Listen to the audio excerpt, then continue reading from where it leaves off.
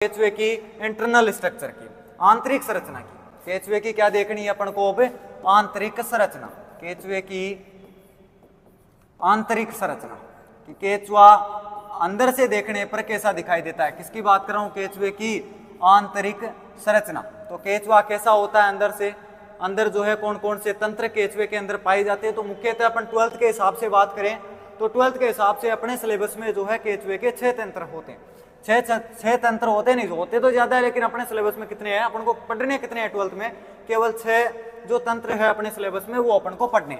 तो पहले तंत्र की मैं बात करूं केचुए के अंदर जो आंतरिक बाह्य संरचना को अपन ने देखा कि बाह्य संरचना की बात करें या आकारी की, बाह्य आकारी की बात करें तो उसका अध्ययन तो किसमें किया जाता है? मोर्फोलॉजी में। और इंटरनल जो स्ट्रक्चर होती है, आंतरिक संरचना जो होती है, इसका अध्ययन किसमें किया जाता है? एनाटोमी में। तो केचुए की जो आंतरिक संरचना है उसका अध्ययन किसमें करेंगे अपन? विज्ञान की एनाटोमी शाखा में। तो केचुए के अंदर पहली चीज जो पहला अपन तंत्र देख रहे हैं केचुए का, वो कौन सा है?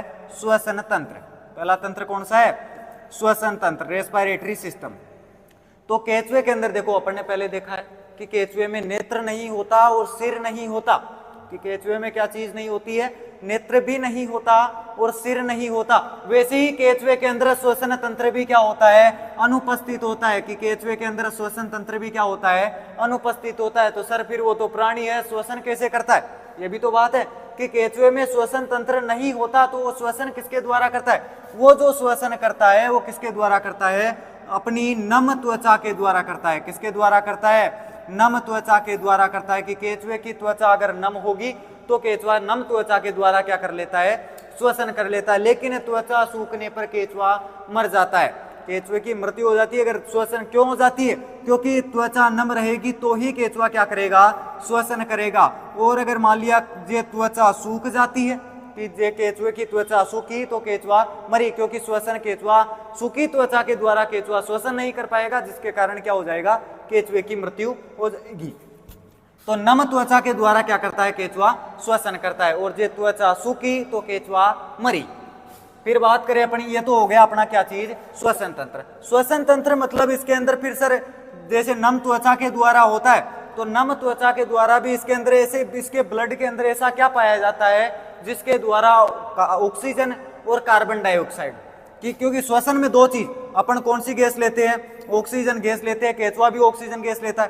कार्बन डाइऑक्साइड श्वसन के अंदर छोड़ता है तो केचुआ भी क्या करता है? छोड़ता है। तो O2 और CO2 का जो आदान प्रदान है, O2 और CO2 का आदान प्रदान की मैं बात करूं या फिर विनिमय की बात करूं कि O2 और CO2 का जो विनिमय है वो किसके द्वारा होता है? तो इसके जो ब्लड होता है, केचुए का जो रक्त होता है, उसके रक्त के अंदर जो पाई जाने वाली जो प्लाज्मा होती है, देखो रक्त के अंदर दो चीज होती है, एक तो होती है प्लाज्मा और एक होती है कणिकाएं। रक्त के अंदर क्या चीज होती है? एक तो प्लाज्मा और एक कणिकाएं। इस प्लाज्मा के अंदर पाया जाता है हीमोग्लोबिन। क्या पाया जाता है? हीमोग्लोबिन। कि केचुए के रक्त की जो प्लाज्मा होती है उसके अंदर क्या पाया जाता है? हीमोग्लोबिन। और ये जो हीमोग्लोबिन है यही किसका विनिमय करता है? O2 और CO2 का क्या करता है? आदान प्रदान करता है। O2 और CO2 का क्या करता है? विनिमय करता है। मतलब ये बोल सकते हैं कि केचुए की रक्त प्लाज्मा में पाया जाने वाला हीमोग्लोबिन O2 और CO2 का क्या करता है? विनिमय करता है, आदान प्रदान करता है। मतलब श्वसन लेने में क्या करता है? लेने और देने में, मतलब कार्बन डाइऑक्साइड छोड़ने और ऑक्सीजन को ग्रहण करने में सहायता करने का जो काम करता है वो कौन करता है? हीमोग्लोबिन। और केचुए में पाया जाने वाला जो हीमोग्लोबिन होता है इसी को कहा जाता है एरिथ्रोक्रूओरिन। क्या कहा जाता है? एरिथ्रोक्रूओरिन। किसे कहा जाता है? एरिथ्रोक्रूओरिन। एरिथ्रोक्रूओरिन किसे कहा जाता है? एरिथ्रोक्रूओरिन। कि केचुए के रक्त प्लाज्मा में पाए जाने वाले हीमोग्लोबिन जो O2 और CO2 का विनिमय करता है उसे क्या कहा जाता है? एरिथ्रोक्रूओरिन कहा जाता है। और जो बात करें कणिकाएं तो वैसे नॉर्मली होती कितने प्रकार की होती है? 3 प्रकार की कणिकाएं होती है, RBC, WBC और BP, ब्लड प्लेटलेट्स। लाल रक्त कणिकाएं, श्वेत रक्त कणिकाएं और ब्लड प्लेटलेट्स, कितने प्रकार की। लेकिन केचुए का जो रक्त होता है उसके अंदर RBC क्या होती है? अनुपस्थित होती है। केचुए के रक्त में क्या होती है? RBC नहीं पाई जाती है। बात करते हैं अपन दूसरा अपना, सबसे इससे पहले अपन ने जो तंत्र देखा है वो कौन सा देखा है? श्वसन तंत्र। क्या देखा? श्वसन तंत्र अनुपस्थित होता है। फिर भी केचुआ जो होता है अपनी नम त्वचा के द्वारा क्या करता है, श्वसन करता है। फिर आगे देखा कि O2 और CO2 का जो आदान प्रदान है वो रक्त प्लाज्मा में पाया जाने वाला हीमोग्लोबिन करता है।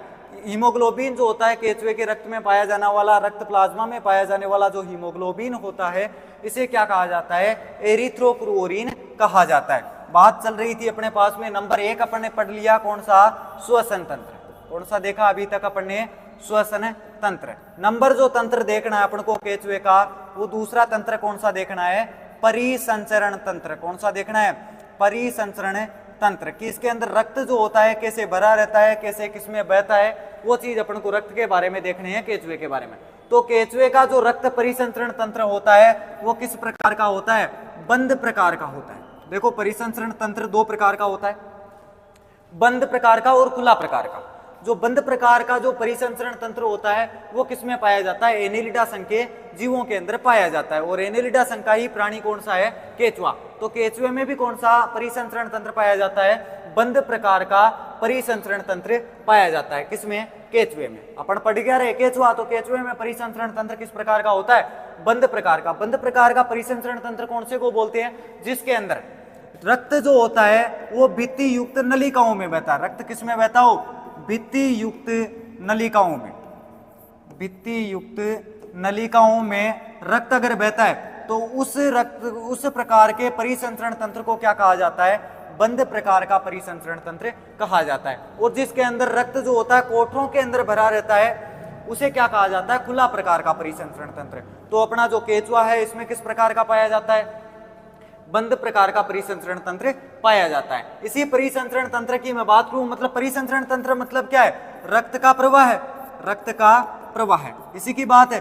तो रक्त के अंदर मैं बात करता हूं कि केचुए का जो रक्त होता है उस रक्त के अंदर क्या नहीं होता है, आरबीसी क्या होती है, अभी बताया था कि ये क्या होती है, अनुपस्थित होती है। कि केचुए के रक्त के अंदर क्या चीज नहीं पाई जाती है, जो लाल रक्त कणिकाएं हैं, लाल रक्त कणिकाएं ये क्या होती है, अनुपस्थित होती है। कि केचुए के रक्त में लाल रक्त कणिकाएं क्या होती है, अनुपस्थित होती है। लेकिन फिर भी, लेकिन लाल रक्त कणिकाएं नहीं है, फिर भी क्या होता है, केचुए के रक्त का रंग कैसा होता है, रक्त का रंग लाल होता है। रक्त का रंग कैसा होता है, लाल होता है। कि केचुए के जो ब्लड होता है उस ब्लड में लाल रक्त कणिकाएं नहीं पाई जाती है, फिर भी केचुए के रक्त का रंग क्या होता है, लाल होता है। वो ऐसा क्यों सर, लाल रक्त कणिकाएं नहीं है फिर भी केचुए के रक्त का रंग लाल क्यों है, क्यों होता है, किसके कारण होता है, रक्त का रंग जो लाल रंग होता है वो किसके कारण होता है, हीमोग्लोबिन के कारण। तो कई बार क्वेश्चन पूछा जाता है कि केचुए के रक्त का रंग लाल किसके कारण होता है, हीमोग्लोबिन के कारण। और इस हीमोग्लोबिन को क्या कहा जाता है, अभी बताया था, एरिथ्रोक्रुओरिन कहा जाता है। किसे कहा जाता है, एरिथ्रोक्रुओरिन। कि केचुए के रक्त प्लाज्मा में जो हीमोग्लोबिन पाया जाता है, इस हीमोग्लोबिन को क्या कहा जाता है, एरिथ्रोक्रुओरिन कहा जाता है। ये क्या हो गया अपना परिसंचरण तंत्र। केचुए में किस प्रकार का परिसंचरण तंत्र, बंद प्रकार का परिसंचरण तंत्र पाया जाता है। फिर इसकी जो रक्त प्लाज्मा होती है, मतलब बंद प्रकार का क्यों बोलते हैं, क्योंकि इसमें रक्त जो होता है भित्ति युक्त नलिकाओं में बहता है। केचुए के रक्त के अंदर आरबीसी नहीं पाई जाती है, लाल रक्त कणिकाएं नहीं पाई जाती है, फिर भी केचुए के रक्त का रंग कैसा होता है, लाल होता है। किसके कारण होता है, हीमोग्लोबिन के कारण। और केचुए के रक्त में पाए जाने वाले हीमोग्लोबिन को क्या कहा जाता है, एरिथ्रोक्रुओरिन कहा जाता है। केचुए का जो हृदय होता है, बात परिसंचरण तंत्र में किसकी बात करते हैं, हृदय की या हार्ट की अगर मैं बात करूं तो केचुए का जो हार्ट होता है वो 4 खंडों के अंदर पाया जाता है। कितने खंडों में, 4 खंडों के अंदर क्या होता है, विभाजित होता है 4 खंडों में। और कितने जोड़ी पाया जाता है, हृदय जो होता है 4 जोड़ी हृदय पाया जाता है। और कितने खंडों में, अलग अलग 4 खंडों के अंदर पाया जाता है। मतलब इसके अंदर हृदय जो होता है वो भी कैसा होता है, खंडित होता है, अलग अलग खंडों के अंदर पाया जाता है। कौन से 4 खंड है जिनके अंदर क्या पाया जाता है, हृदय पाया जाता है, 7, 9, 12 और 13। कौन से खंडों में, हृदय केचुए का जो हार्ट होता है वो कौन से खंडों में पाया जाता है, 7, 9, 12, 13। कौन से खंडों में होता है, केचुए का हृदय। याद रखने का तरीका भी यही है, केचुए का हृदय 7, 9, 12, 13, 7, 9, 12, 13 खंडों में क्या पाया जाता है। इन 4 खंडों के अंदर एक एक जोड़ी इन 4 खंडों के अंदर क्या पाया जाता है, एक एक जोड़ी क्या पाया जाता है, हृदय पाया जाता है। तो एक एक जोड़ी 4 खंडों में है, तो चारों खंडों के अंदर कितनी जोड़ी हो गया, 4 जोड़ी। तो केचुए के हृदय के अंदर, केचुए का जो हृदय होता है वो 4 खंडों में पाया जाता है। प्रत्येक खंड के अंदर केचुए के हृदय की एक एक जोड़ी पाई जाती है। तो केचुए का हृदय कितने जोड़ी पाए जाते हैं, 4 जोड़ी हृदय केचुए के अंदर पाया जाता है। फिर अपन बात करते हैं आगे, 2 तंत्र अपन ने देख लिए हैं। एक तो देख लिया केचुए का श्वसन तंत्र, केचुए का क्या चीज देखी अपन ने, श्वसन तंत्र। दूसरा देखा अपन ने केचुए का परिसंचरण तंत्र। दूसरा कौन सा देखा अपन ने, केचुए का परिसंचरण तंत्र। 2 चीज अपन ने देख ली है। तीसरी चीज जो है अपने सामने वो है केचुए का उत्सर्जन तंत्र, केचुए का उत्सर्जन तंत्र, एक्सक्रीटरी सिस्टम। तो ये जो उत्सर्जन तंत्र है, अब अपन को केचुए का क्या देखना है, उत्सर्जन तंत्र। तो केचुआ उत्सर्जन जो करता है वो नेफ्रिडिया के द्वारा करता है। केचुआ जो उत्सर्जी अंग है केचुए का, किसकी बात करूं मैं पहले, उत्सर्जी अंग की, केचुए के उत्सर्जी अंग की। तो केचुए का जो उत्सर्जी अंग होता है वो क्या होता है, नेफ्रिडिया। क्या होता है ये नेफ्रिडिया, सर ये जो होती है छोटी छोटी नलिकाओं का, या ये बोल सकते हैं अपन कि सूक्ष्म नलिकाओं का क्या होता है, समूह होता है। किसका, सूक्ष्म नलिकाओं का समूह होता है। कौन, नेफ्रिडिया की बहुत सारी छोटी छोटी नलिकाएं मिलती है और मिलकर आपस में किसका निर्माण करती है, नेफ्रिडिया का निर्माण करती है। जैसे इस प्रकार से ये केचुए की संरचना थी अपने पास में। तो ये केचुए की जो संरचना थी, इस संरचना के अंदर केचुए की शरीर के अंदर की तरफ क्या पाई जाती है, प्रथम 3 खंडों को छोड़कर, पहले के प्रथम खंड को, दूसरे और तीसरे, इन 3 खंडों को छोड़कर क्या पाई जाती है, चौथे खंड से छोटी छोटी नलिकाएं निकलती है। बिल्कुल बारीक बारीक नलिकाओं का समूह निकलता है, जिसे क्या कहा जाता है, नेफ्रिडिया कहा जाता है। तो केचुए का जो उत्सर्जी अंग है, उत्सर्जन तंत्र है, तो उत्सर्जी अंग है उसे क्या, उत्सर्जी अंग कौन सा होता है, नेफ्रिडिया। क्या होते हैं नेफ्रिडिया, छोटी छोटी या सूक्ष्म नलिकाओं का क्या होता है, एक समूह होता है, जो प्रथम 3 खंडों को छोड़कर प्रत्येक खंड के अंदर पाया जाता है। इसी नेफ्रिडिया की मैं बात करूं आगे, तो ये जो नेफ्रिडिया होता है ये क्लाइटेलम के अंदर, किसकी बात कर रहा हूं बे, क्लाइटेलम की। तो क्लाइटेलम के अंदर नेफ्रिडिया जो होता है उनकी संख्या क्या होती है, बहुत ज्यादा होती है। नेफ्रिडिया की संख्या क्या होती है, बहुत ज्यादा होती है। किसमें, क्लाइटेलम के अंदर। नेफ्रिडिया की संख्या क्लाइटेलम में क्या होती है, बहुत ज्यादा। नॉर्मली जो नेफ्रिडिया होते हैं एक खंड के अंदर 200 से 250 पाए जाते हैं, लेकिन क्लाइटेलम के अंदर 2000 से 2500, मतलब लगभग 10 गुना ज्यादा पाए जाते हैं क्लाइटेलम के अंदर, क्लाइटेलम में नेफ्रिडिया। तो क्लाइटेलम को फॉरेस्ट ऑफ नेफ्रिडिया भी कहा जाता है। किस क्यों कहा जाता है, फॉरेस्ट ऑफ नेफ्रिडिया। क्लाइटेलम को फॉरेस्ट ऑफ नेफ्रिडिया क्यों कहा जाता है, क्योंकि सर इसके अंदर क्या पाया जाता है, क्या पाया जाता है कि नेफ्रिडिया की संख्या क्लाइटेलम में बहुत ज्यादा होती है, इसलिए फॉरेस्ट ऑफ नेफ्रिडिया किसे कहा जाता है, क्लाइटेलम को कहा जाता है। फिर अपन बात करें कि उत्सर्जन तंत्र, उत्सर्जी अंग कौन सा हो गया, नेफ्रिडिया। तो उत्सर्जन तंत्र को, केचुए के उत्सर्जन तंत्र को नेफ्रिडियल तंत्र भी कहा जाता है। केचुए के उत्सर्जन तंत्र को क्या कहा जाता है, नेफ्रिडियल तंत्र भी कहा जाता है, तंत्र भी कहा जाता है। किसको, तो केचुए के उत्सर्जन तंत्र को और क्या नाम दे दिया गया, नेफ्रिडियल तंत्र भी कहा जाता है। ये जो नेफ्रिडिया होते हैं ये कहाँ पाए जाते हैं, शरीर के अंदर। केचुए के शरीर में कितने खंडों को छोड़कर, कि प्रथम 3 खंडों को छोड़कर, प्रथम 3 खंडों को छोड़कर, प्रथम 3 खंडों को छोड़कर प्रत्येक खंड के अंदर क्या पाए जाते हैं, इन 3 खंडों को छोड़ दे, बाकी के जितने भी खंड है केचुए के, उन सभी खंडों में क्या पाए जाते हैं, नेफ्रिडिया। लेकिन नेफ्रिडिया की संख्या क्लाइटेलम में बहुत ज्यादा होती है, इसलिए क्लाइटेलम को फॉरेस्ट ऑफ नेफ्रिडिया भी कहा जाता है। और ये जो नेफ्रिडिया क्या होते हैं, छोटी छोटी नलिकाओं का, सूक्ष्म नलिकाओं का क्या होता है, एक समूह होता है। आगे बात करूं मैं थोड़ा सा नेफ्रिडिया की ही, कि अपन ने अभी तक क्या देखा, नेफ्रिडिया क्या है, उत्सर्जी अंग। क्या है नेफ्रिडिया, उत्सर्जी अंग है केचुए का, केचुए का उत्सर्जी अंग है। कौन, अपना नेफ्रिडी। जो नेफ्रिडी है केचुआ के, वो क्या कहलाते हैं, केचुए के उत्सर्जी अंग होते हैं। इन अंगों की बात करूं, इस नेफ्रिडिया की बात करूं, तो ये क्या होते हैं, सूक्ष्म नलिकाएं होती है, छोटी छोटी नलिकाएं होती है। इन नलिकाओं की बात करूं तो कौन से खंडों से लेकर पाई जाती है, कि प्रथम 3 खंडों को छोड़कर, प्रथम 3 खंडों को छोड़कर प्रत्येक खंड के अंदर क्या पाए जाते हैं, नेफ्रिडिया पाए जाते हैं। प्रथम 3 खंडों को छोड़कर प्रत्येक खंड के अंदर नेफ्रिडिया पाए जाते हैं। आगे बात करूं मैं इसी नेफ्रिडिया की, तो नेफ्रिडिया जो होते हैं कार्य के आधार पर, किसके आधार पर? कार्य के आधार पर नेफ्रिडिया जो होते हैं, कार्य किसके आधार पर? नेफ्रिडिया का वर्गीकरण करना अपन को। तो कार्य के आधार पर नेफ्रिडिया कितने प्रकार के होते हैं? 2 प्रकार के होते हैं। कार्य के आधार पर नेफ्रिडिया कितने प्रकार के? 2 प्रकार के। एक तो होते हैं बहिर्मुखी नेफ्रिडिया, एक तो कौन से होते हैं? बहिर्मुखी नेफ्रिडिया। तो कार्य के आधार पर नेफ्रिडिया का वर्गीकरण कर रहे हैं, तो कौन कितने प्रकार के? 2 प्रकार के। 2 प्रकार कौन कौन से हैं सर? एक तो कौन सा है? बहिर्मुखी नेफ्रिडिया, और दूसरे कौन से होते हैं? आंतरमुखी नेफ्रिडिया। दूसरे कौन से होते हैं? आंतरमुखी नेफ्रिडिया। तो कार्य के आधार पर जो नेफ्रिडिया है वो कितने प्रकार के होते हैं? 2 प्रकार के होते हैं, बहिर्मुखी नेफ्रिडिया और आंतरमुखी नेफ्रिडिया। देखो एक बार कैसे होते हैं, कहाँ पाए जाते हैं ये जो नेफ्रिडिया है, क्या काम करते हैं इनका? तो ये मान लिया अपन क्या है? केचुआ है। ये केचुए के खंड है अलग अलग। इनके अंदर प्रथम 3 खंडों को छोड़कर, मतलब यहां तक तो छोड़ देना, यहां तक क्या नहीं पाए जाते? प्रथम 3 खंडों के अंदर नेफ्रिडिया अनुपस्थित होते हैं। फिर बात करें 3 खंडों के आगे, प्रत्येक खंड के अंदर क्या पाए जाते हैं? नेफ्रिडिया पाए जाते हैं। तो मतलब नेफ्रिडिया मतलब पतली नलिकाएं पाई जाती है। इस प्रकार से पतली सूक्ष्म नलिकाओं का क्या होता है? समूह पाया जाता है। नेफ्रिडिया मतलब पतली नलिकाओं का क्या होता है? समूह पाया जाता है। ये समूह क्या करता है कि ये जो नलिकाएं होती है, पतली नलिकाएं जो होती है, नेफ्रिडिया जो होते हैं, ये क्या करते हैं? जैसे खंड नंबर 4 है, 5 है, 6 है, 7 है, 8, 9, 10, इस प्रकार से। तो ये कुछ नलिकाएं तो क्या होती है? 7वें खंड से बाहर खुलना प्रारंभ कर देती है, बाहर एक छिद्र के रूप में खुल जाती है। जैसे मान लिया ये 4था खंड है, 5वां है, 6 है, 7, 8, 9, 10, इस प्रकार से क्या होता है? अंतिम खंड तक केचुआ है। तो ये खंड कौन सा है? 4था है, 5वां, 6, 7, 8, 9, 10। तो चौथे खंड से क्या होता है?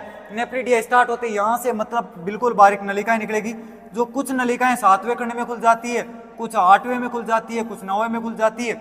लेकिन क्या होती है? कुछ नलिकाएं जो होती है वो किस में खुल जाती है? शरीर के अंदर ही, आंत के अंदर खुलती है।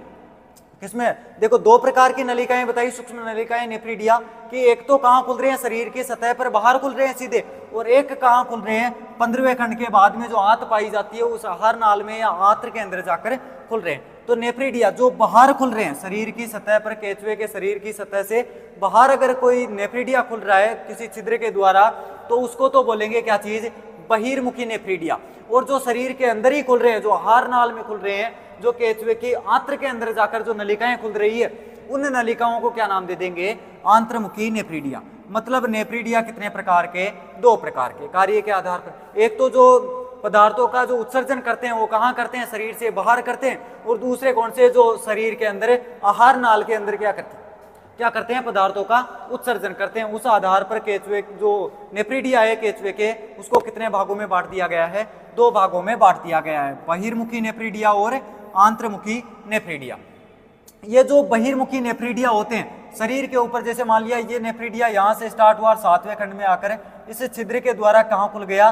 शरीर से, शरीर की सतह पर बाहर खुल गया। इस जो छिद्र है, ये जो नेफ्रिडिया जिस छिद्र के द्वारा बाहर खुल रहा है, इस छिद्र को कहा जाता है नेफ्रिडियोपोर। क्या कहा जाता है? नेफ्रिडियोपोर। तो नेफ्रिडियोपोर क्या होता है कि नेफ्रिडिया जिस छिद्र के द्वारा शरीर, केचुए के शरीर की सतह से बाहर खुलते हैं, उस छिद्र को क्या कहा जाता है? नेफ्रिडियोपोर कहा जाता है। क्या होता है नेफ्रिडियोपोर? कि बहिर्मुखी नेफ्रिडिया केचुए की शरीर की सतह पर जिस छिद्र के द्वारा खुलते हैं, उस छिद्र को क्या कहा जाता है? नेफ्रिडियोपोर कहा जाता है। ये अपने बात हुई केचुए के उत्सर्जन तंत्र की। केचुए के अंदर उत्सर्जित जो अंग होता है वो नेफ्रिडिया होता है। नेफ्रिडिया जो होता है, इसलिए केचुए के उत्सर्जन तंत्र को नेफ्रिडियल तंत्र भी कहा जाता है। इसी के अंदर कार्य के आधार पर नेफ्रिडिया को कितने भागों में बांटा गया है?